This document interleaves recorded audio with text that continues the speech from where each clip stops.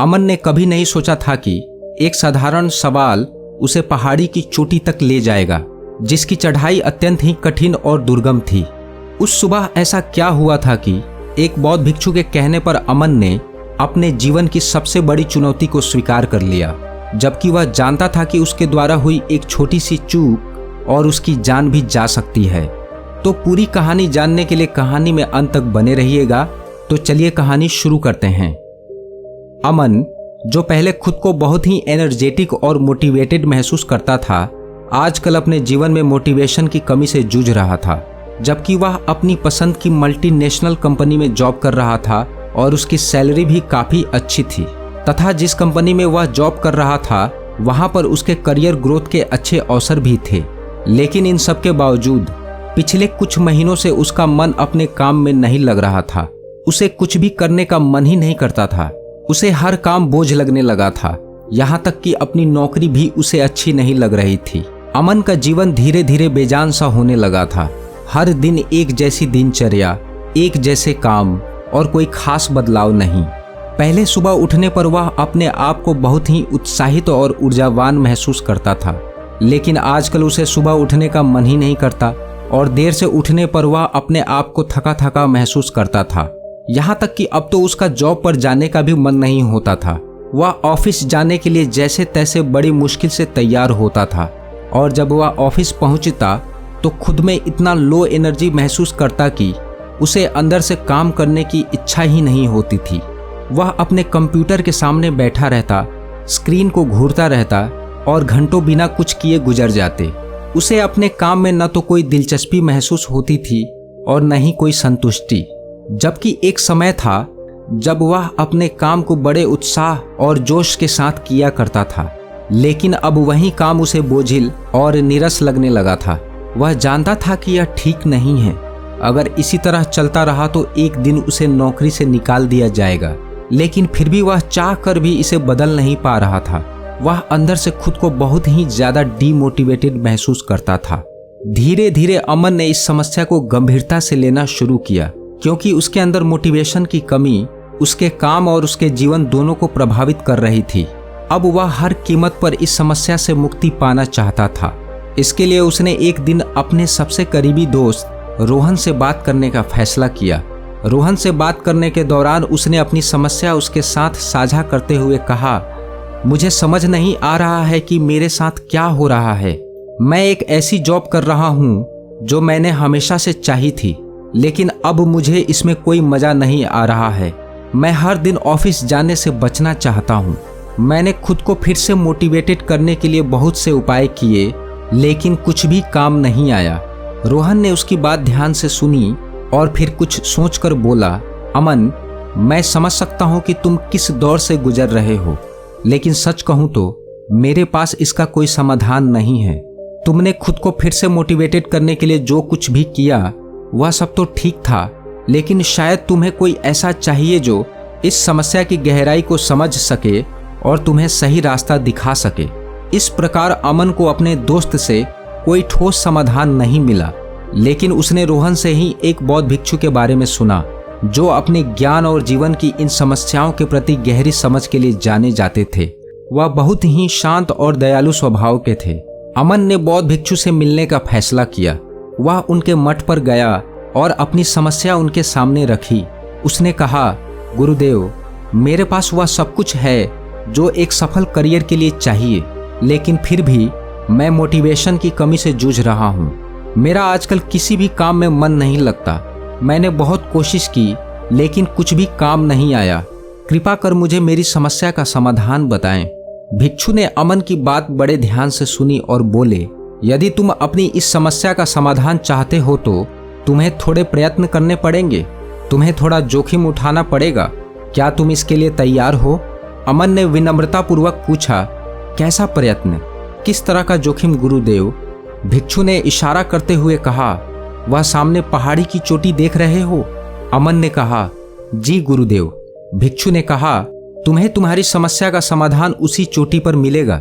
यदि तुम्हारे अंदर इतना साहस हो तो कल प्रातः तुम मुझसे वहीं पर मिलो।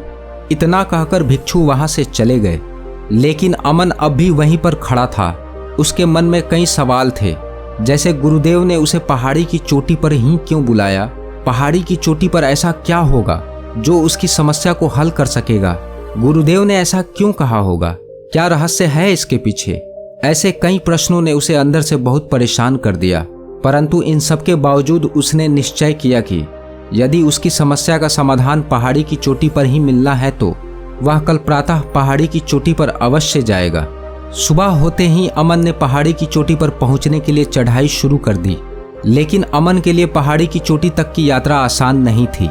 जब उसने पहाड़ी के नीचे से अपनी चढ़ाई शुरू की तो सबसे पहले उसे एक तीव्र चढ़ाई का सामना करना पड़ा। वहां पर चट्टानें बेहद उबड़ खाबड़ और अस्थिर थीं, जिससे उसका संतुलन बार बार बिगड़ जाता था। शुरुआत में उसे लगता था कि वह बड़ी आसानी से चढ़ाई पूरी कर लेगा, लेकिन जैसे जैसे वह ऊपर की ओर बढ़ता गया उसे एहसास हुआ कि यह चढ़ाई उतनी आसान नहीं थी जितनी वह सोच रहा था।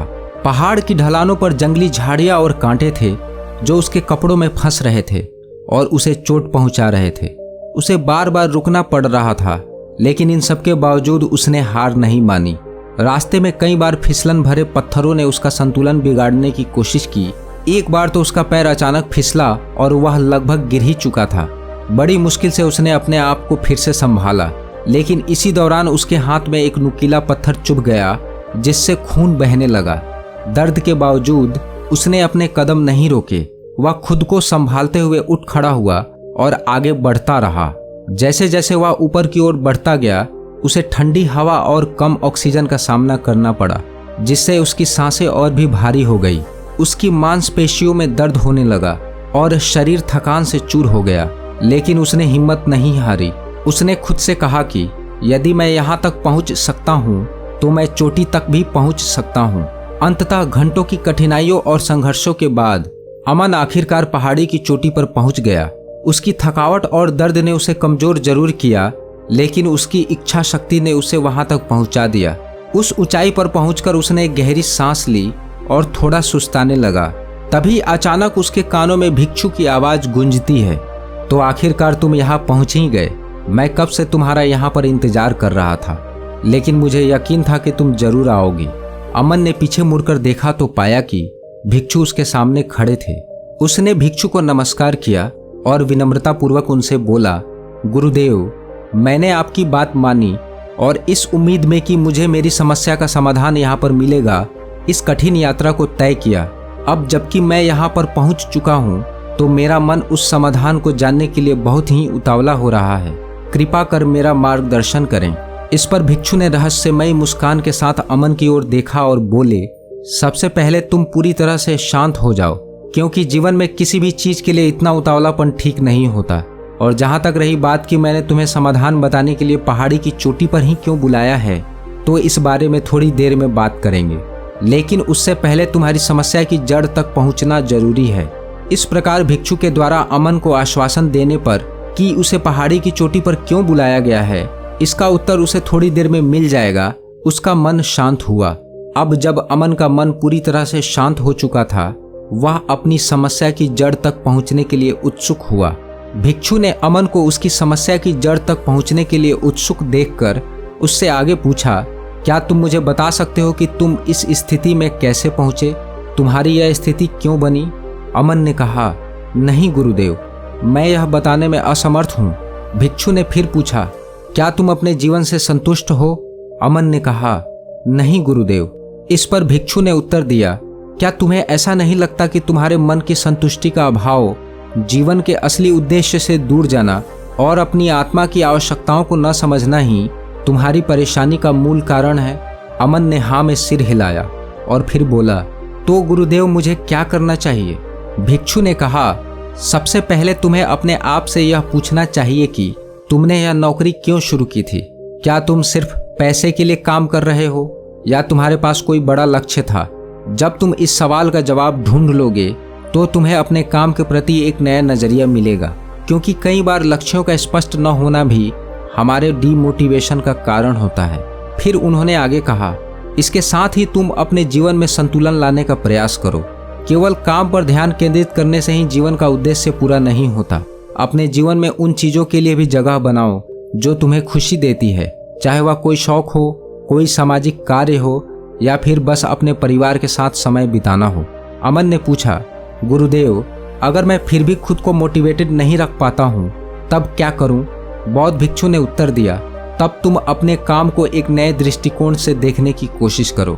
इसे केवल एक नौकरी के रूप में नहीं बल्कि एक सेवा के रूप में देखो। यह सोचो कि तुम अपने काम के माध्यम से किस तरह से समाज को कुछ योगदान दे रहे हो।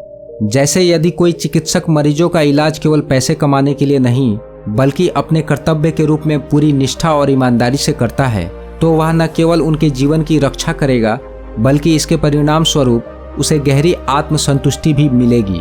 अपने पेशे को एक सेवा के रूप में देखने वाला चिकित्सक न सिर्फ समाज का भला करता है बल्कि अपनी आत्मा में एक अद्वितीय शांति और संतोष भी पाता है। ऐसा चिकित्सक कभी भी अपने काम से उबेगा नहीं और न ही उसे अपना काम कभी भी नीरस और बोझिल लगेगा।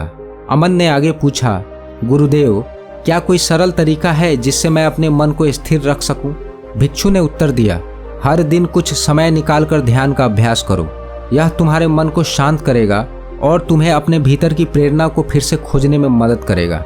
ध्यान से तुम्हें अपने भीतर की गहराई को समझने का मौका मिलेगा और तुम अपने जीवन के उद्देश्य को फिर से खोज पाओगे। आखिरकार अमन ने अपना अंतिम सवाल पूछा, गुरुदेव, यह सब तो आप मुझे कल भी बता सकते थे, लेकिन इसके लिए मुझे पहाड़ी की चोटी पर बुलाने का कारण क्या था? कृपया इस रहस्य से पर्दा उठाएं। भिक्षु ने कहा, क्या तुमने महसूस किया कि जब तुमने चढ़ाई शुरू की तो तुम्हें कई मुश्किलों का सामना करना पड़ा? फिसलन, तेज हवा और कठोर पत्थर, यह सब तुम्हारी आंतरिक चुनौतियों का प्रतीक थे। तुम्हारा आत्मसंदेह, तुम्हारी मानसिक थकान और असफलता का डर, लेकिन फिर भी तुमने हार नहीं मानी और यही तुम्हारी असली जीत थी।